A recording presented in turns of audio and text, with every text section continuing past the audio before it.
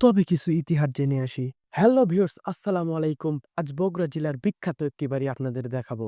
এই তো আমরা এখন চলে আসলাম। এটি মূলত তুতুলের বাড়ি নামে পরিচিতি লাভ পেয়েছে। এটি মূলত একটি গ্রামের ভিতর অবস্থিত।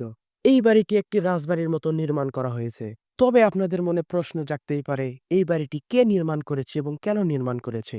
তবে চলুন পিছনের কিছু ইতিহাস জেনে আসি। বগুড়া জেলার শিবগঞ্জ উপজেলার দেউলি ইউনিয়নে নির্মিত তুতুলের বাড়ি আধুনিক সময়ে একজন ব্যক্তি উদ্যোগে তৈরি করা হয়েছে। এটি একটি প্রাচীন রাজবাড়ি নয়, বরং এক স্বপ্ন ও সংগ্রামের ফল। তুতুল ছোটবেলা থেকে গ্রামের প্রচলিত ঘরবাড়ি থেকে আলাদা কিছু করার স্বপ্ন দেখত। লক্ষ্য ছিল এমন একটি স্থাপনা গড়ে তোলা যা নিজেকে এবং গ্রামের পরিচয়কে তুলে ধরবে। দীর্ঘদিনের পরিশ্রম, ব্যবসা ও উপার্জনের মাধ্যমে তিনি এমন একটি স্থাপনা গড়ে তুলেছে।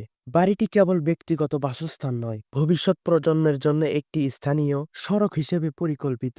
গ্রামের সাধারণ ঘরবাড়ি থেকে ভিন্ন নকশা ও রাজবাড়ির ধরনের স্থাপত্য ব্যবহার করেছে। তিনি এলাকার নতুন স্থাপিত দৃষ্টান্ত স্থাপন করতে চেয়েছেন। এই বাড়িটিতে কোটি কোটি থেকে বেশি টাকা ব্যয় হয়েছে। এই বাড়িটি নির্মাণের ফলে স্থানটি স্থানীয় পর্যায়ে পরিচিতি পায় এবং আলোচনার কেন্দ্রবিন্দু হয়ে ওঠে।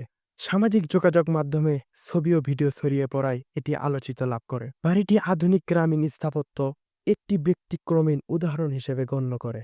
এই বাড়িটির ভিতরে প্রবেশ করা নিষিদ্ধ, ফলে এই বাড়িটির ভিতরে কেউ প্রবেশ করতে পারে না। তবে দর্শনার্থীদের ঢোকার ব্যবস্থা দেখলাম, কিন্তু এখনো তা বাস্তবায়ন হয়নি। তবে আজকের মতো এই পর্যন্তই। পরের ভিডিও দেখার জন্য ফলো বা সাবস্ক্রাইব করে রাখেন। খোদা হাফেজ।